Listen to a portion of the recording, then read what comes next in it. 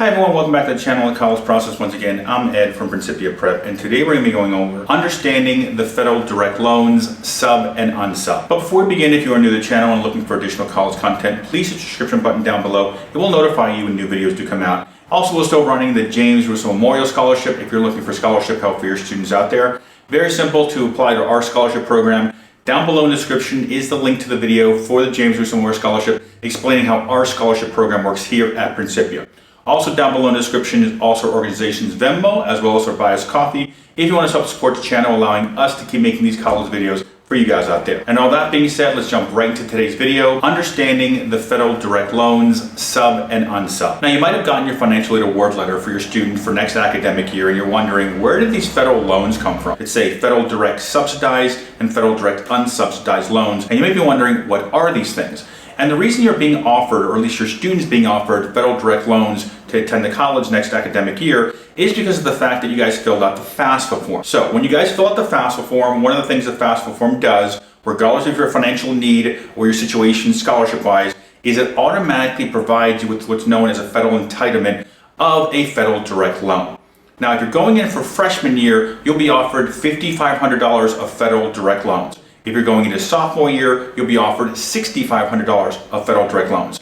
At the third and fourth years, you'll be offered $7,500 of federal direct loans for your undergrad programs. Now, the subsidized portion of the federal direct loan is basically what that means is the federal government is paying the interest on that loan while your student is in school up to 6 months after they graduate. Where the unsubsidized portion, there is no one paying that interest, it's growing on itself. So to give you an idea, starting with freshman year, the first year you guys get the federal direct loans, you're getting $5,500, of which $3,500 is typically subsidized. The interest is being paid for by the U.S. Department of Education. So there's no interest accruing on that loan until 6 months after they graduate.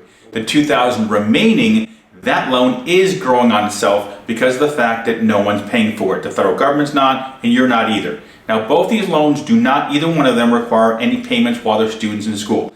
If you want to pay it down, or if you want to pay the interest on the unsub, that is something you can do, but you don't need to do that. But if you want to, it is a way of keeping down the interest. You also have to factor in here, a little asterisk, that these loans, the federal direct loans, have origination fees, basically 1.06%.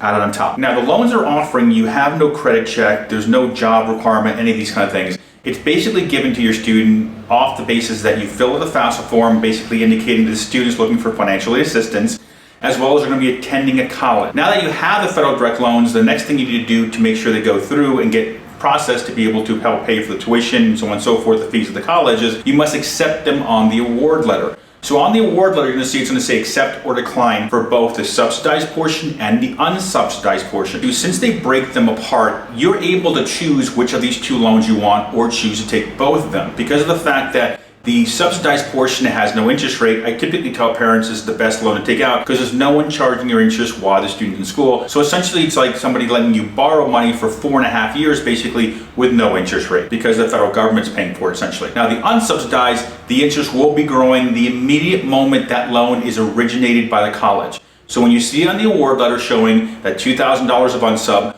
once you say, yes, I want it, what will happen is you'll receive $1,000, that $2,000 in the fall. And that's when the loan interest will start.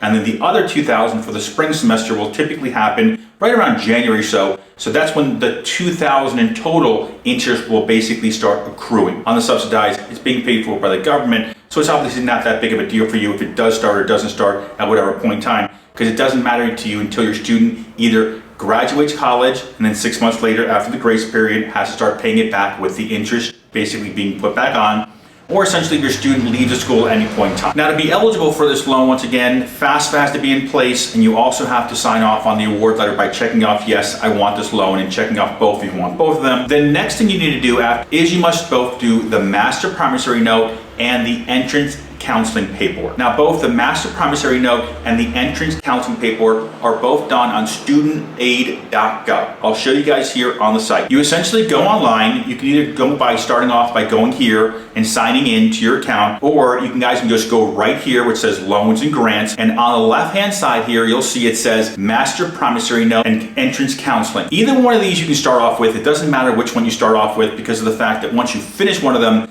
at the end on the confirmation screen, it's going to tell you guys we noticed you finished the master promissory note. By the way, you had to do the counseling.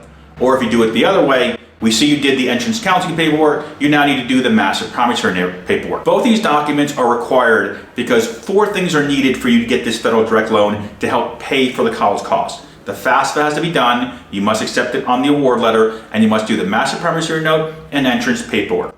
Now, the master promissory note and entrance paperwork, these the last 2 steps here, I actually have a video for you guys, step-by-step guide of how to fill out both. I'll put the link in the description down below on how to get the forms filled out if you want to watch that video after this one here. So you make sure all 4 things are done and you guys have everything out of the way, so the federal loans will go to the college when they need to be get sent to them so they can originate the loan to help pay for your college costs. One thing to also realize is the master promissory note and the entrance counseling paperwork that I just mentioned before, those things are just done once. So you don't have to do them again as far as an undergrad. So if you go to one college and you stay there for all 4 years, you just do it the first year, get the master promissory note and entrance out of the way, and you don't need to do it every year going forward. You will, however, have to do the FAFSA every year going forward for them to offer you the loan, and you must accept the loans on the award letter for them to know that you want the loans going forward every year. Now, if you switch schools, you got to do the 2 documents over again because the documents are specific to you as well as the college you're attending for the U.S. Department of Education to provide you loan funding. Now, the bare minimum requirement to keep this loan in place going every year and to get that increase from the $5,500 to the $6,500 to the $7,500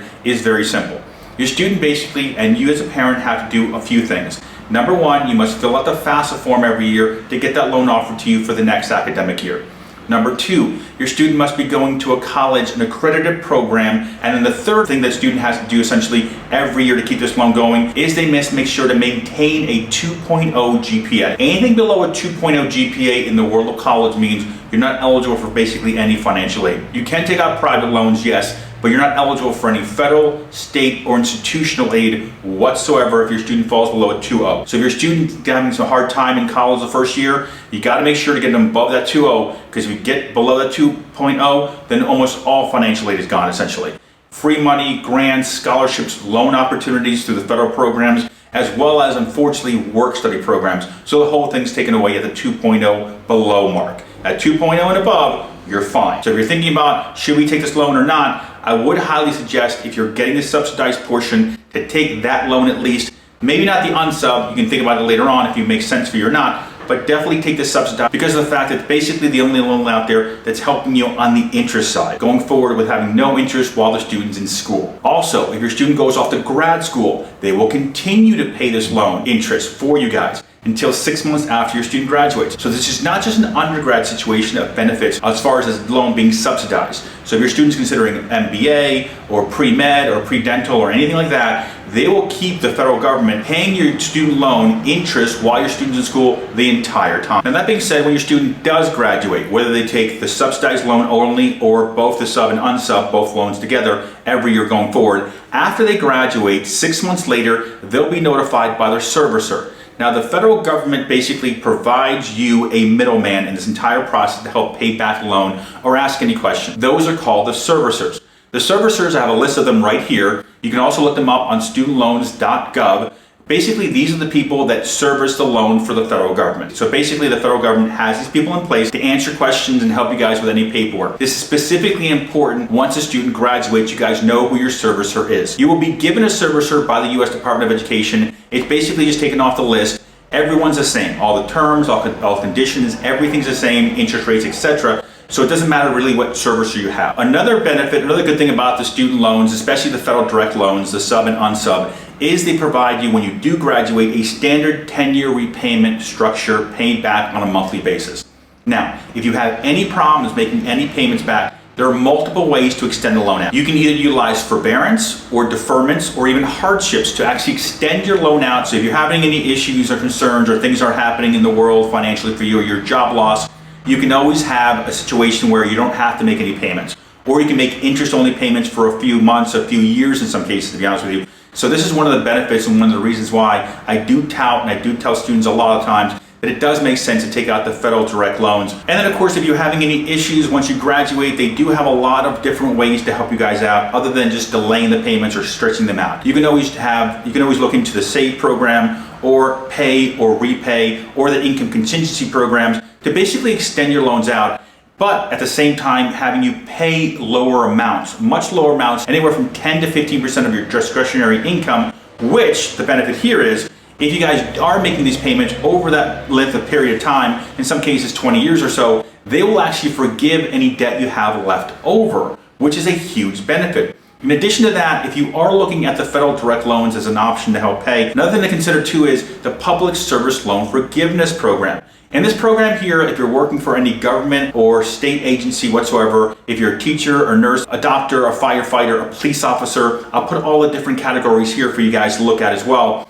If you guys are in any of these categories here, after 10 years of repayments, your loans, whatever amount you have, whether you went to grad school and added even more loans, will all be forgiven. Now, with all that out of the way, quick little wrap up, obviously, if you did the FAFSA form, that's the reason you're being offered the federal direct loans. If you want the federal direct loans, you must obviously say yes on your award letter, whether it's online or in paper form, that you want the federal direct loans, and say yes to both if you want both of them, or just say yes to the subsidized portion if you want the interest-free loan, essentially.